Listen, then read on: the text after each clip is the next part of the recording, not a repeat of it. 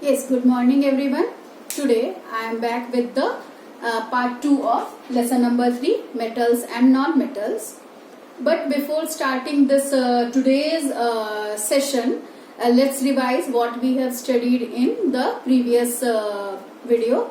So we have studied there what are the physical characteristics of the metals, as for example malleability, ductility, conduction of electricity. These are the simple concepts which you have studied in standard 8th also.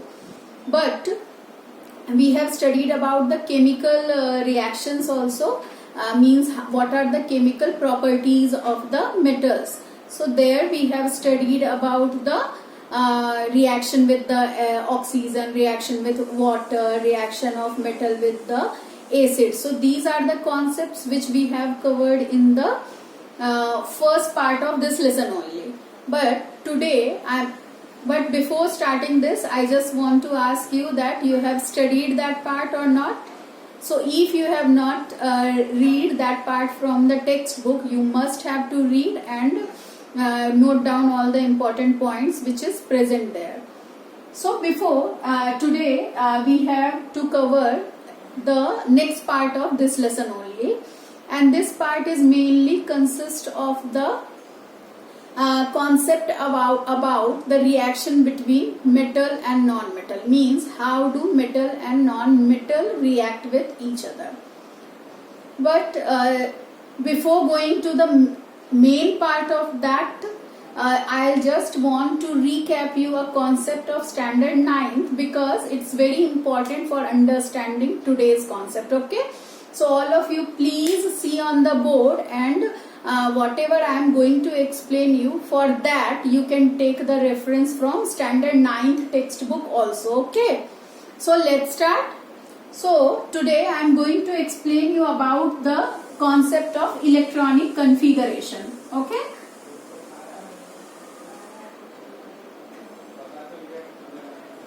electronic configuration. So what is the meaning of electronic configuration? It is the concept of arranging the electrons, whatever number of electrons are present in the atom, that electrons should be arranged in different shells. As per your knowledge, shells are K, L, M, N and so on. So arrangement of number of electrons in these different shells. So here I am giving you some of the examples of the metals and some of the examples of the non-metals. Okay, so metals, here I am taking the example of sodium, calcium and aluminium. Okay, the atomic number of sodium is 11, calcium is 20 and aluminium is 13. So sodium, if we do the electronic configuration of sodium, 11 you have to arrange. So it is 2, 8 and 1.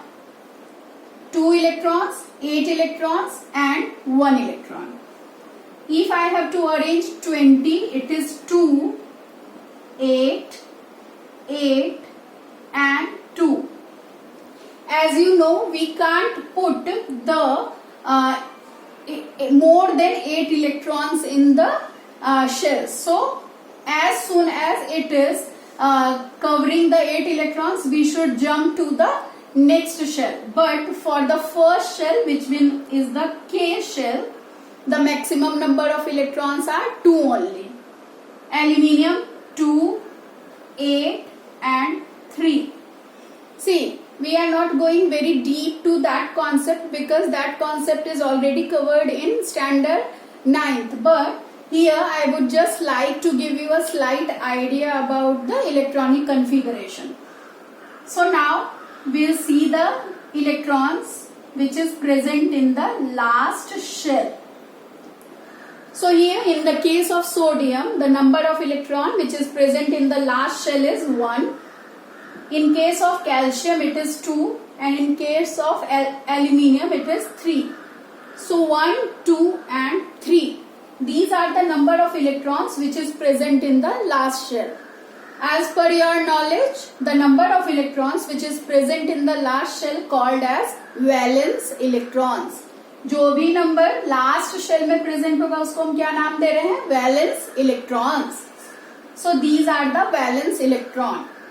Why these valence electron are so important? Because these are the electrons which are taking part in the chemical reactions. And these are the electrons which are deciding the valency of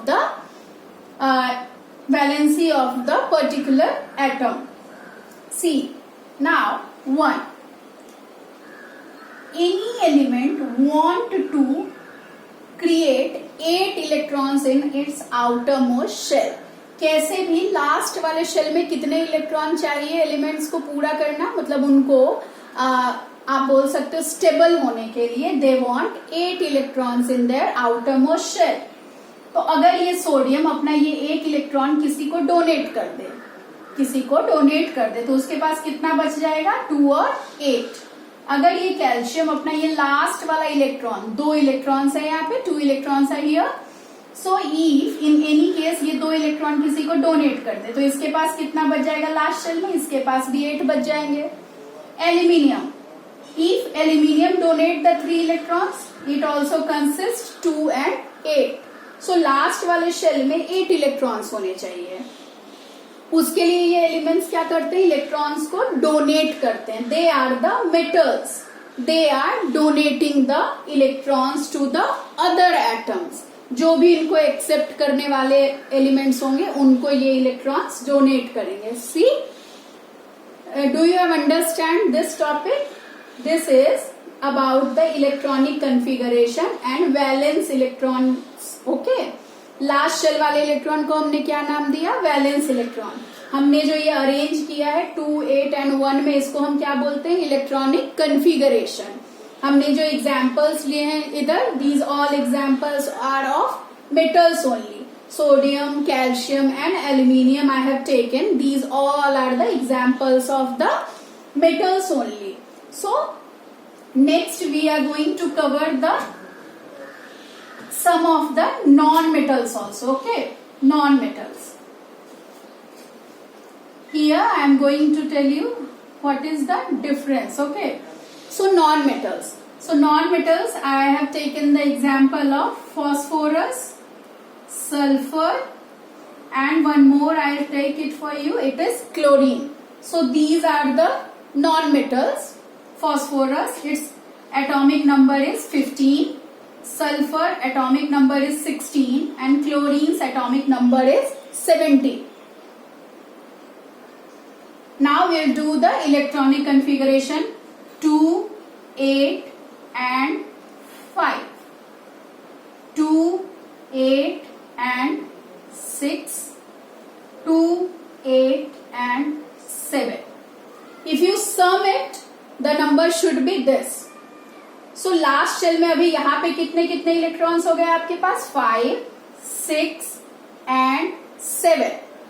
Now it is not possible for these elements to give anyone that much electron. कोई भी 5 electron को accept नहीं करेगा, कोई भी 6 electron को accept नहीं करेगा, कोई भी 7 इलेक्ट्रॉन्स को एक्सेप्ट नहीं करेगा. तो इनके पास क्या करना? इनको भी 8 होने चाहिए. लास्ट के शेल में इनको भी 8 चाहिए. तो ये इलेक्ट्रॉन्स किसी को डोनेट नहीं करेंगे. They are accepting the electron. 5 को अगर मैं पूछूं कि 8 होने के लिए कितने इलेक्ट्रॉन चाहिए तो आपको 3 इलेक्ट्रॉन्स चाहिए. 6 को 8 होने के लिए कितने इलेक्ट्रॉन्स चाहिए? 2 इलेक्ट्रॉन्स चाहिए. और 7 को 8 होने के लिए कितने इलेक्ट्रॉन चाहिए? They want the 1 electron. Very good. So this is how the valency is decided. जिसके लास्ट शेल में अगर 7 इलेक्ट्रॉन्स है तो उनकी वैलेंसी हो जाएगी 1. जिनके लास्ट शेल में 6 है उनकी वैलेंसी हो जाएगी 2. जिनके लास्ट शेल में 5 इलेक्ट्रॉन्स है उनकी वैलेंसी हो जाएगी 3. So this is how non metals.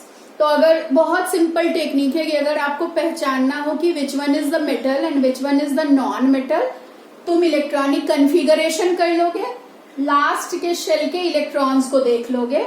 अगर लास्ट के शेल में, मतलब लास्ट के शेल वाले इलेक्ट्रॉन्स को हमने क्या नाम दिया था? we call them as the valence electron.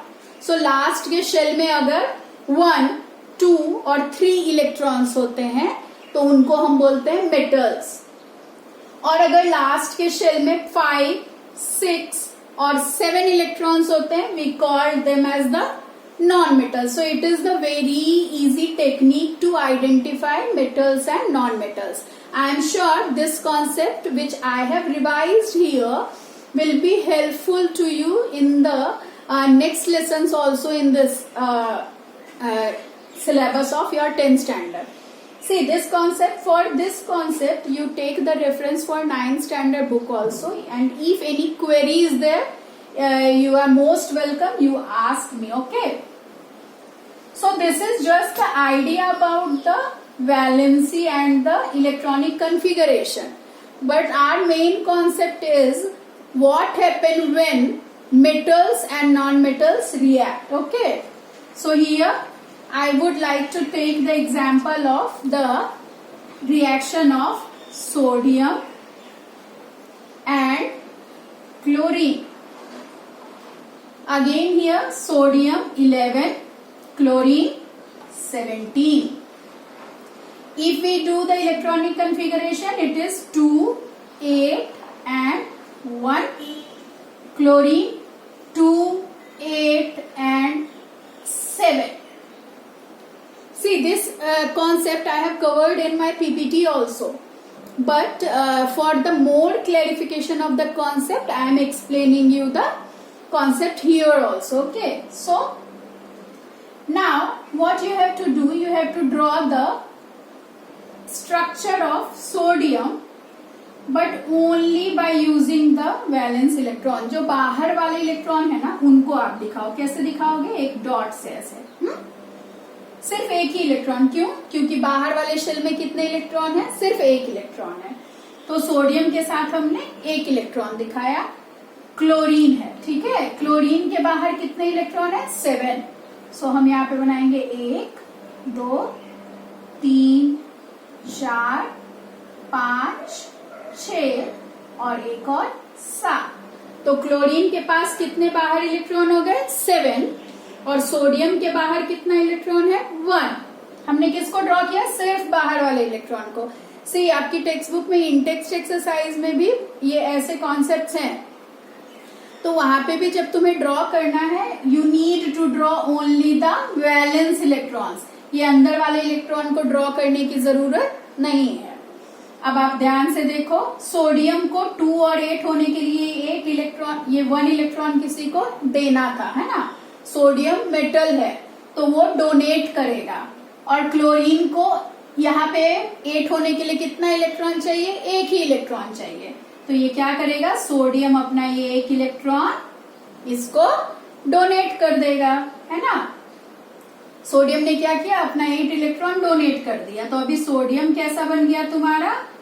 2 और 8। क्यों? क्योंकि उसके पास सिर्फ ये लास्ट वाला तो इलेक्ट्रॉन उसने डोनेट कर दिया। और क्लोरीन कैसा बन गया तुम्हारा? 2, 8 और 8। कैसे? ये सोडियम का एक इलेक्ट्रॉन उसने ले लिया, इस वजह से वो हो गया 2, 8, 8 और सोडियम हो गया 2 और 8। लेकिन ऐसा करने के बाद सोडियम और क्लोरीन दोनों चेंज हो गए। क्या चेंज हो गया? सोडियम के ऊपर आ गया प्लस चार्ज, क्लोरीन के ऊपर आ गया माइनस चार्ज, एक एक चार्ज। क्यों? Sodium has donated the electron and electrons are having negative charge. So electrons के पास निगेटिव चार्ज था, सोडियम ने अपना एक निगेटिव चार्ज इधर दे दिया और क्लोरीन ने एक निगेटिव चार्ज को एक्सेप्ट किया, इसीलिए क्लोरीन के ऊपर एक निगेटिव चार्ज। तो ध्यान रखना हमेशा, whoever is donating the electrons, they are developing positive charge, and those who are accepting the electrons, they are having the negative charge. अभी इनका कुछ नाम होगा, ये प्लस हो गया, ये क्लोरीन हो गया, तो इनका कुछ नाम देंगे ना, ये माइनस, ये प्लस, तो we have called it as ions. क्या बोलते हैं इनको अभी हम? आयंस। आयंस कितने तरह के हो गए? 2, पॉजिटिव आयन और negative ion. Ions are of two types, positive ion and the negative ion. Positive ion को हम बोलते हैं cation and negative ion को हमने नाम दिया anion. See, this concept is also covered in the 9th standard also, but here just to revise this. So sodium chloride तुम्हारा बन गया, जो नमक आप खाते हो ना NaCl, ये नमक बन गया. कैसे बना? सोडियम ने अपना बाहर वाला एक इलेक्ट्रॉन डोनेट किया, उसको एक्सेप्ट किसने किया? क्लोरीन ने उसको एक्सेप्ट किया. So that this is how the NaCl is formed. NaCl बनने के लिए तुम्हारे पास प्लस आयन हो गया और माइनस आयन, मतलब पॉजिटिव आयन और निगेटिव आयन.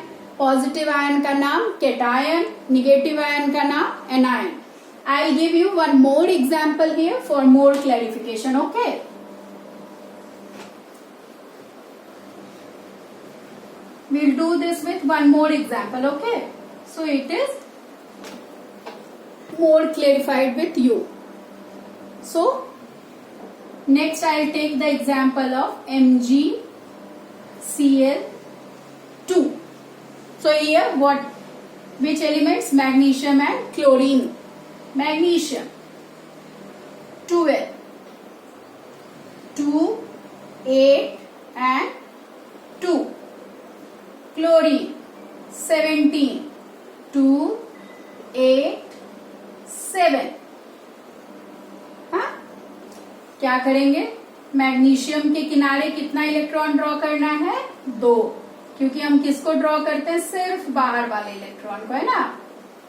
क्लोरीन के 7 को 1 होना, एक ही इलेक्ट्रॉन चाहिए, लेकिन मैग्नीशियम के पास देने के लिए कितने इलेक्ट्रॉन है यहाँ पे? 2. मैं क्या बोल रही हूँ? मैग्नीशियम को 2, 8 बनना है, ठीक है. 2, 8 बनने के लिए कितने इलेक्ट्रॉन्स उसको डोनेट करने हैं? They have to donate 2 electrons. But chlorine के पास जगह कितने इलेक्ट्रॉन की है? सिर्फ एक इलेक्ट्रॉन की, है ना. 7 को 8 होना है तो सिर्फ एक इलेक्ट्रॉन चाहिए. अभी दूसरा मैग्नीशियम का इलेक्ट्रॉन कौन लेगा? कोई तो चाहिए ना, क्योंकि उसको 2, 8 होना है. So for that purpose we need one more chlorine. That's why it is MgCl2. ये 2 इलेक्ट्रॉन में से एक इलेक्ट्रॉन ये क्लोरीन लेगा, एक और क्लोरीन आएगा, वो भी एक इलेक्ट्रॉन लेगा. So here we need to drop 2 chlorine, है ना. एक क्लोरीन के किनारे कितने करने हैं? 7. 1, 2, 3, 4, 5, 6 एंड 7. मैग्नीशियम अपना ये वाला इलेक्ट्रॉन दे दिया. क्लोरीन क्या करेगा? 1, 2, 3, 4, 5, 6, 7. मैग्नीशियम अपना ये वाला इलेक्ट्रॉन भी इस क्लोरीन को दे दिया. Mg एक ही है और क्लोरीन कितने आ गए? 2. That's why it is MgCl2. So this concept must be clear with you. Donate करने के लिए 2 चाहिए था, इसीलिए 2 हमने लिया, और 2 को लेने के लिए 2 क्लोरीन चाहिए, तो हमने 2 क्लोरीन यहाँ पे ले लिया. ओके, सो क्लोरीन के 2 एटम्स चाहिए हमें और मैग्नीशियम एक ही चाहिए हमें. That's why it is MgCl2. MgCl2 is formed here. Now magnesium ने कितने इलेक्ट्रॉन्स डोनेट किए हैं? 2. इसीलिए मैग्नीशियम के ऊपर चार्ज आएगा कितना? प्लस तो आएगा, क्योंकि उसने इलेक्ट्रॉन डोनेट किया, मैंने अभी आपको बताया, +2, क्योंकि मैग्नीशियम ने 2 इलेक्ट्रॉन्स डोनेट किए और क्लोरीन ने सिर्फ एक ही लिया. एक क्लोरीन ने एक, दूसरे क्लोरीन ने एक, इसीलिए क्लोरीन के ऊपर minus. So again magnesium ion, chloride ion यहाँ पे फॉर्म हो गए तुम्हारे, ठीक है. So this concept will cover with the in our PPT also. So we'll continue the same topic in the PPT. For more clarification of this concept, you revise this concept and see the electronic configurations from the 9th standard textbook also. So let's start with the PPT also, okay? So here we will start with the PPT of metals and non-metals, part 2. See, in this PPT, I have contained the topics which I have already discussed earlier in this video only. Whatever topics I have covered on the board, that topic is only present in this PPT in the written form. So if you want to take the screenshot of that, you can take it, okay? So we'll start first.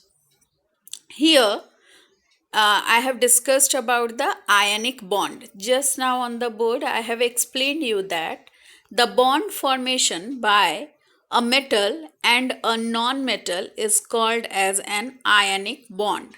Now why do it's called as an ionic bond? Because it is formed because of the exchange of the electrons in between the ions. आपको अभी जब मैंने NaCl का formation दिखाया था तो उसमें मैंने आपको दिखाया था कि Na जो है वो अपना एक इलेक्ट्रॉन लूज करता है और Na प्लस आयन बनाता है, और क्लोरीन जो है वो अपना एक इलेक्ट्रॉन Na का एक इलेक्ट्रॉन एक्सेप्ट करता है और वो Cl माइनस आयन बनाता है. So due to the formation of this kind of bond it is called as an ionic bond. Here, the term ions are present. Ions are the charge atoms which is formed because of loss or gain of the electron. Okay. Loss और gain means क्या, आपको यहाँ पे पता होना चाहिए. जैसा मैंने आपको बताया कि इलेक्ट्रॉनिक कन्फिगरेशन होता है, ठीक है.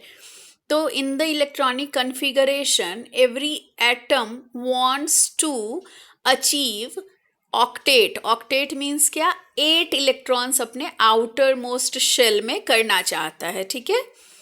अपने आउटर मोस्ट शेल में 8 इलेक्ट्रॉन्स को करने के लिए उसको या तो इलेक्ट्रॉन को डोनेट करना पड़ता है या इलेक्ट्रॉन एक्सेप्ट करता है, ठीक है.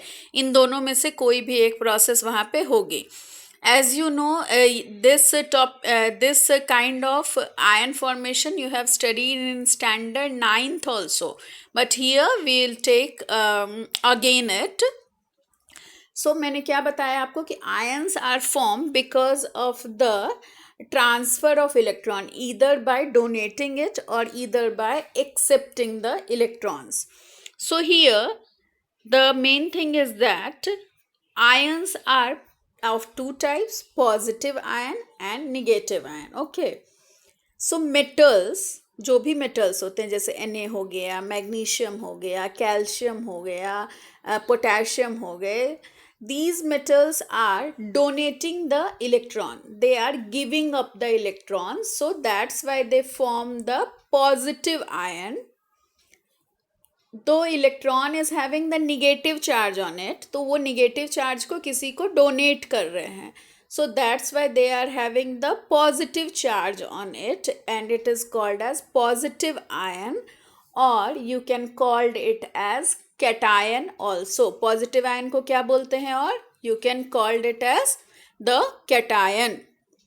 And here I have given the example of sodium.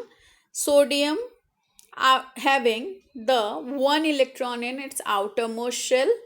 अगर वो अपना एक इलेक्ट्रॉन किसी को डोनेट कर देगा तो वो पॉजिटिव आयन बना लेगा, Na plus ion. That's why I have written E minus means क्या है, यहाँ पे इलेक्ट्रॉन माइनस है ना.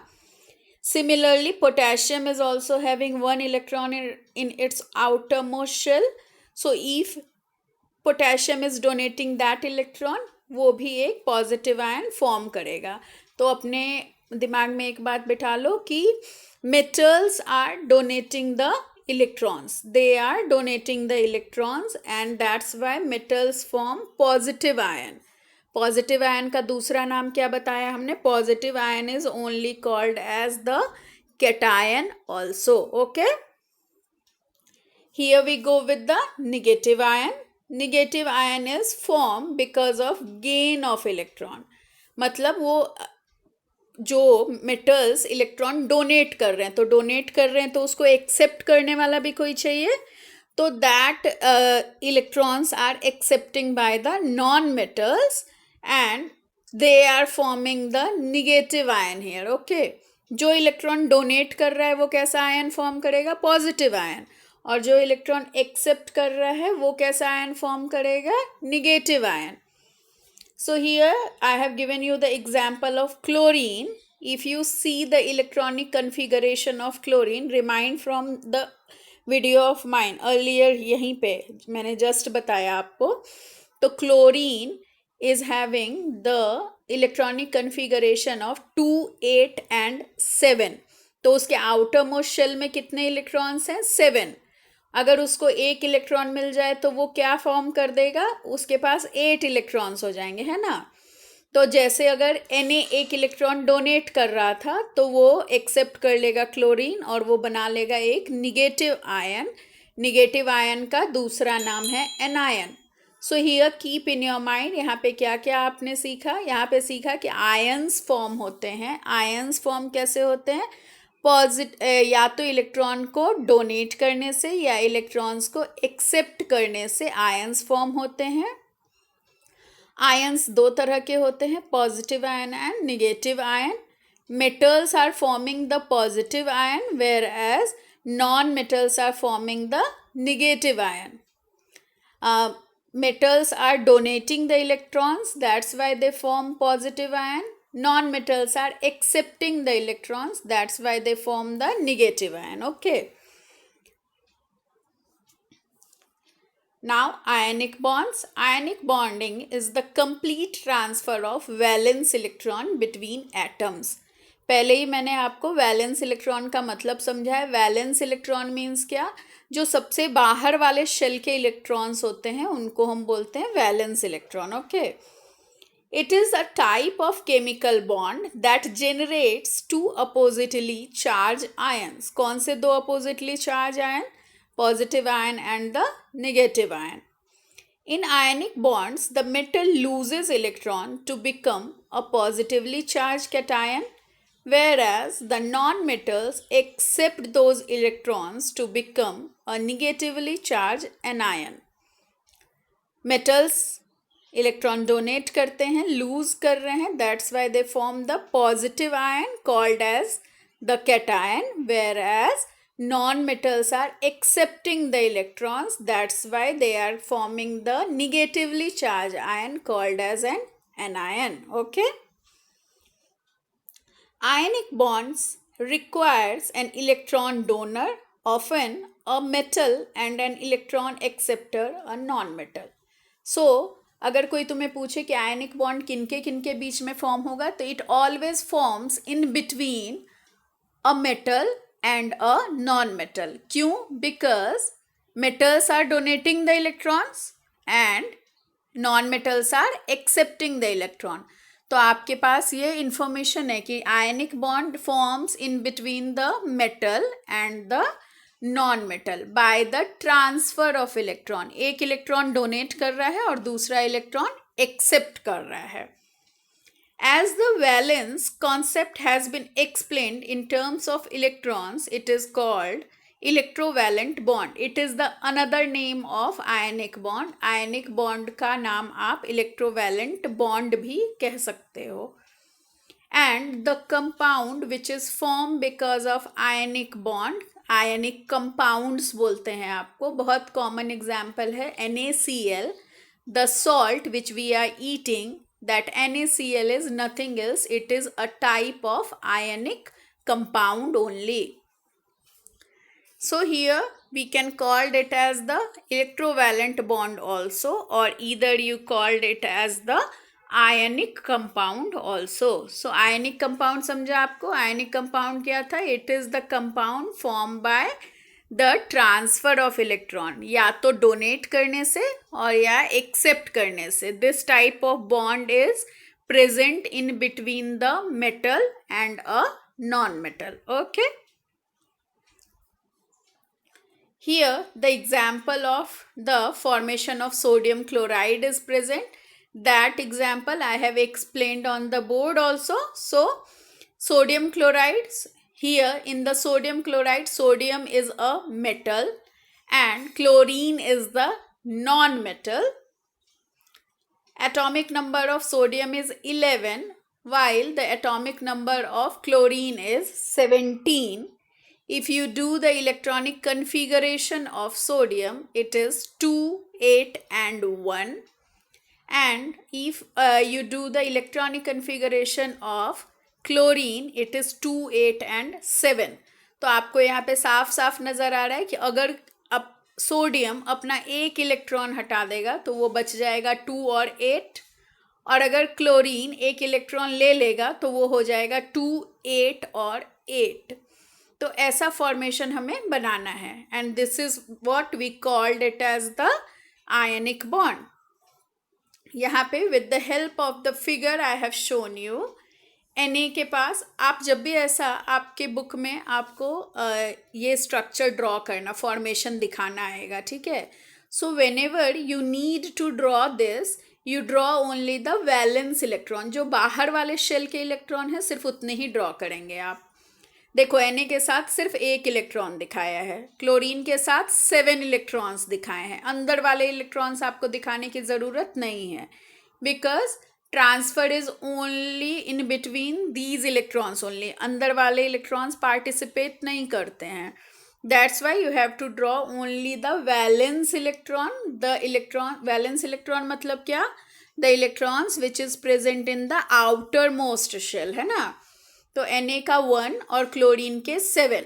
Na ने क्या किया? अपना एक इलेक्ट्रॉन इसको डोनेट कर दिया। आफ्टर डोनेशन क्या हो गया? Na बना लिया प्लस, और क्लोरीन एक इलेक्ट्रॉन लेने के बाद बना दिया minus. So here like this the formation of NaCl is happen. Now we'll see the formation of another compound, magnesium chloride, MgCl2. Magnesium's atomic number is 12 and chlorine again 17. So if you do the electronic configuration of magnesium, it is 2 8 and 2. तो last वाले shell में कितने electron है? यहाँ पे 2 हैं। And chlorine is having 2 8 and 7। तो एक क्लोरीन को कितने इलेक्ट्रॉन चाहिए 8 होने के लिए? एक ही।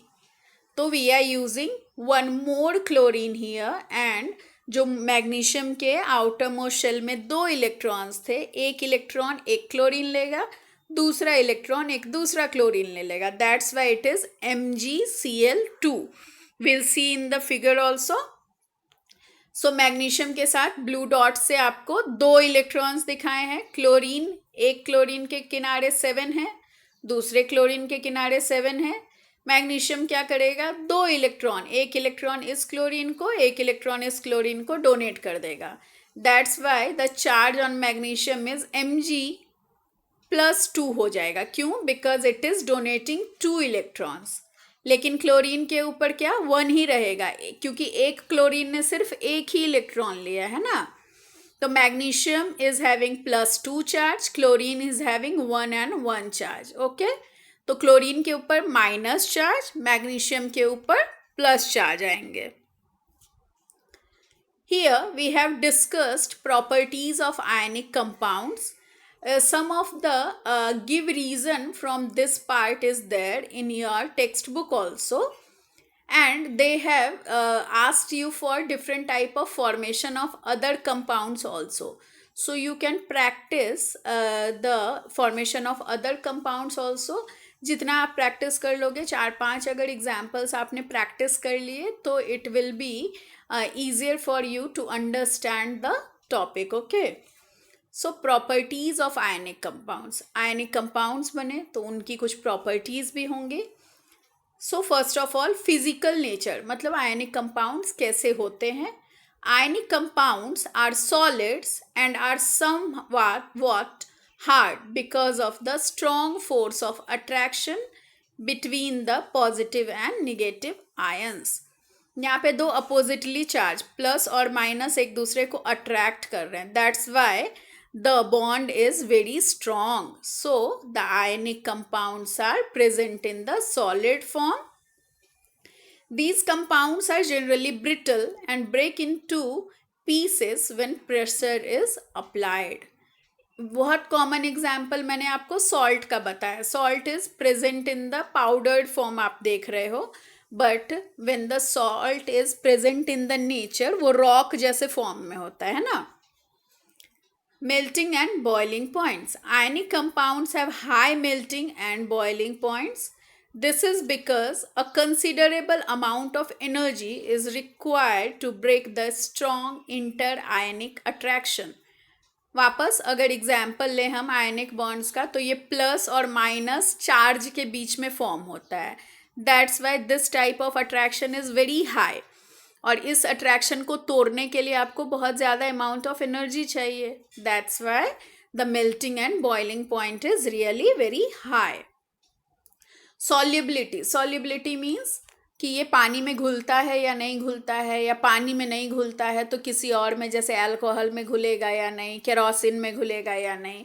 सो solubility, ionic bonds or electrovalent compounds are generally soluble in water and insoluble in solvents such as kerosene, petrol, etc. So electrovalent compounds are generally soluble in water.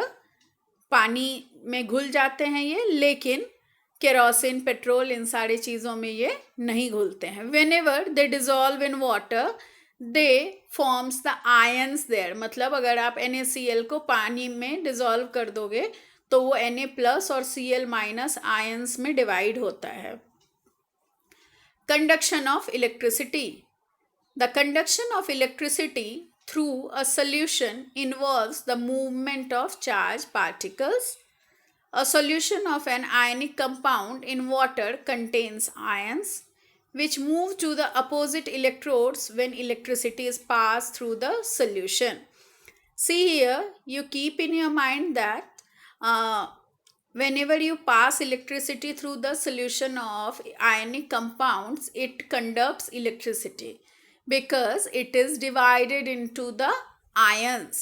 लेकिन अगर आप उसको सॉलिड ही रखा है, मान लो नमक ऐसे ही पाउडर फॉर्म में है और आप बोलोगे कि इससे इलेक्ट्रिसिटी पास होगी, then it is not possible to pass the electricity from that form only. उससे आपको इलेक्ट्रिसिटी नहीं पास हो रही है. आपको इलेक्ट्रिसिटी पास करने के लिए उसको लिक्विड फॉर्म में चेंज करना होता है. Ionic compounds in the solid state do not conduct electricity because movement of ions in the solid is not possible due to their rigid structure, but ionic compounds conduct electricity in the molten state. हाँ, अगर आपने क्या बोल रहे हैं यहाँ पे कि अगर solid state में है then it will not pass the electricity. If you change the state in the molten state, अगर उसको पिघला दिया आपने, then it will definitely conduct the electricity. This is possible in the molten state since the electrostatic force of attraction between the oppositely charged ions are overcome due to the heat. Thus the ions move freely and conduct electricity. See, if the ionic compounds are present in the solid form, it will not conduct electricity. If you change them into the solution or either you melt it, अगर आप melt कर दोगे then also it conduct electricity. Melting से क्या होगा? You are providing heat. आप गर्म करोगे melt करने के लिए, और अगर आपने गर्म किया तो वो आयंस में डिवाइड होंगे. वो जो फोर्स है उनके बिटवीन, दोनों आयंस के बीच वो फोर्स जो है कम हो जाएगा and then it will conduct the electricity. Okay, so in the today's here I have reactivity series of metals. Reactivity series मतलब क्या कि मेटल्स जो हैं वो कितने रिएक्टिव हैं, कौन से मेटल्स ज़्यादा रिएक्टिव हैं, कौन से मेटल्स कम रिएक्टिव हैं. Here in the previously I have explained you कि reactivity किस पे डिपेंड करती है. So reactivity depends on the number of electrons present in the outermost shell. अगर मान लो मैंने यहाँ पे जैसे लिस्ट दी आपको सोडियम, पोटेशियम, लिथियम, तो ये जो ऊपर वाले तीनों हैं they are having one electron in their outermost shell. तो अगर 1 इलेक्ट्रॉन है तो वो ज़्यादा रिएक्टिव होगा, अगर 2 इलेक्ट्रॉन है वो उससे थोड़ा कम रिएक्टिव होगा, अगर 3 इलेक्ट्रॉन्स हैं वो थोड़ा और कम रिएक्टिव होगा. आप नीचे वाले अगर एलिमेंट्स को देखिए, copper, mercury, silver, gold, they are very less reactive. वो जल्दी किसी से भी रिएक्ट नहीं करते हैं. जबकि पोटेशियम, सोडियम, लिथियम, कैल्शियम, ये 4 आप देखो रिएक्ट विथ वाटर, इतने रिएक्टिव हैं कि वाटर से भी रिएक्ट कर लेते हैं. Then magnesium, aluminium, zinc, iron, tin, lead, ये एसिड से रिएक्ट करते हैं. ये जो बाकी सारे हैं ऑक्सीजन से रिएक्ट करते हैं. सिर्फ गोल्ड ऑक्सीजन से रिएक्ट नहीं करता है. अगर आप देखेंगे तो ऊपर वाले वेरी रिएक्टिव, नीचे वाले लेस रिएक्टिव हैं या नहीं ही रिएक्टिव है. जैसे गोल्ड वगैरह noble metals, they are not reacting with anything else. So reactivity, अगर कोई पूछे कि रिएक्टिविटी किस पे डिपेंड करती है, सो मेटल की टेंडेंसी है कि वो इलेक्ट्रॉन्स को डोनेट करता है. तो जो जितना आसानी से इलेक्ट्रॉन को डोनेट कर लेगा वो इतना ही अच्छा मेटल माना जाएगा, उतना ही रिएक्टिव मेटल. सो जितने नंबर ऑफ इलेक्ट्रॉन कम होंगे वो उतना ही ज़्यादा रिएक्टिव होता है. सो अगर एक इलेक्ट्रॉन है तो वो ज़्यादा रिएक्टिव, अगर दो हैं तो वो थोड़ा कम रिएक्टिव होगा.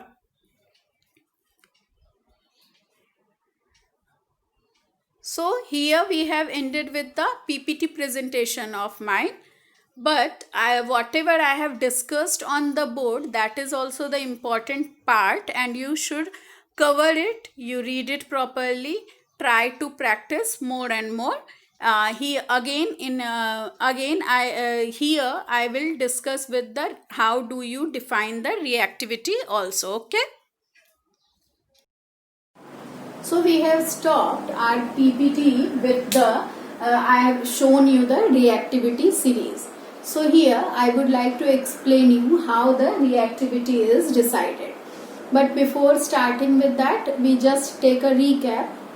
In this lesson I have explained you about the concept of formation of ionic bonds, means how the ionic bonds are formed, what are the two types of ions, positive ion and negative ion.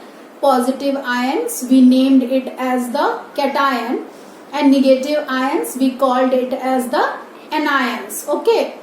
And how the transfer of electrons takes place.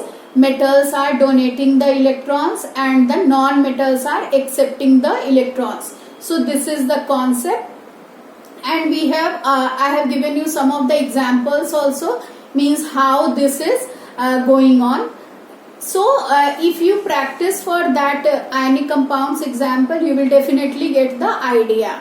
And we have discussed about the properties of ionic compounds also, means ionic compounds are solid in nature, they are present in the solid form. They are soluble in water and insoluble in kerosene and petrol like solvents, and they can conduct the electricity also, but only in the form of solutions, and they can conduct the electricity in the form of the molten state. Molten means था हमने कि melt किया हमने. अगर solid form में क्यों नहीं कर रहा था, because in the solid form the structure is very rigid, so electrons are not free to move. But when we convert it into solution, they are free, the electrons are free to move here and there. So these are the concept, and one more concept is that they are having the high melting and boiling point. Why I am revising it again and again, because there are some of the give reasons which is asked from that portion, and in the exams will ask you about to draw the that concept also. Electron का donate करके जो structure particularly बनाना था वो भी हम आपको exams में पूछते हैं. But here now I would like to explain you the reactivity series, means how could you decide that which one is the more reactive and which one is the less reactive. Okay, so here I would like to give you some of the example. K means potassium, Na means sodium, Mg means magnesium, Ca means calcium, aluminium. So this is how your reactivity series is formed. Copper के पहले आपको ion आएगा, फिर copper, फिर silver, then gold.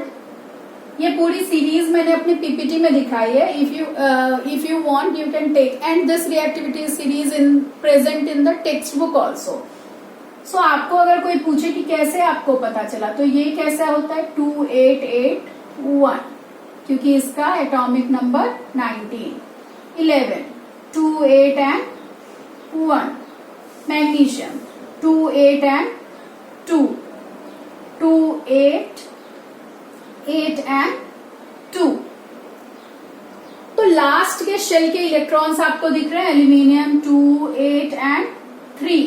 So it is visible to you कि आप last shell के electrons को देख पा रहे हो. 1 है, 2 है, 3 है. जिसके लास्ट शेल में जितने कम इलेक्ट्रॉन होंगे वो इलेक्ट्रॉन डोनेट करने के लिए उतना ही ज्यादा आसान होगा, है ना. 1 इलेक्ट्रॉन डोनेट करना आसान होगा 2 से, 2 थोड़ा इजी होगा 3 से. सो जैसे जैसे ये number of electrons they are increasing, their reactivity also gets decreased. Number of electron बढ़ेगा तो रिएक्टिविटी क्या होगी, कम हो जाएगी. आप देखो non metals are very less reactive because उनके लास्ट के शेल में बहुत ही कम इलेक्ट्रॉन्स होते हैं ना. तो ये हमारे रिएक्टिविटी को डिसाइड करता है.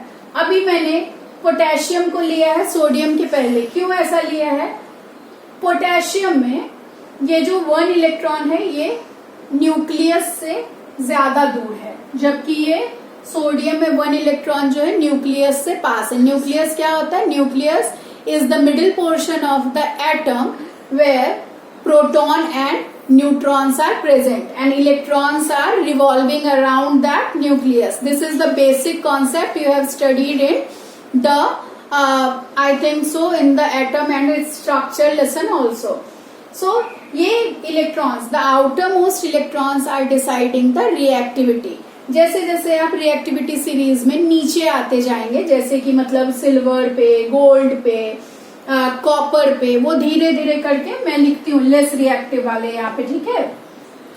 कॉपर, Ag मतलब silver, Au means gold.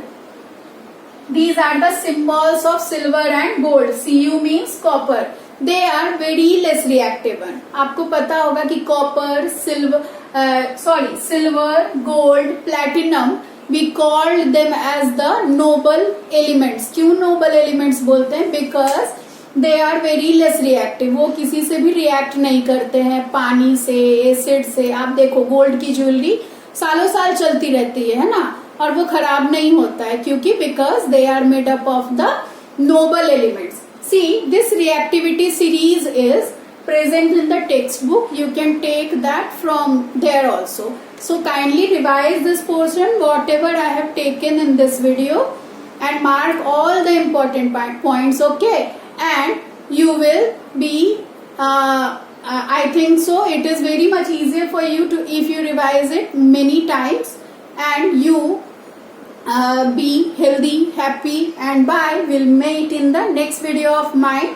By the time you keep studying, okay? Bye.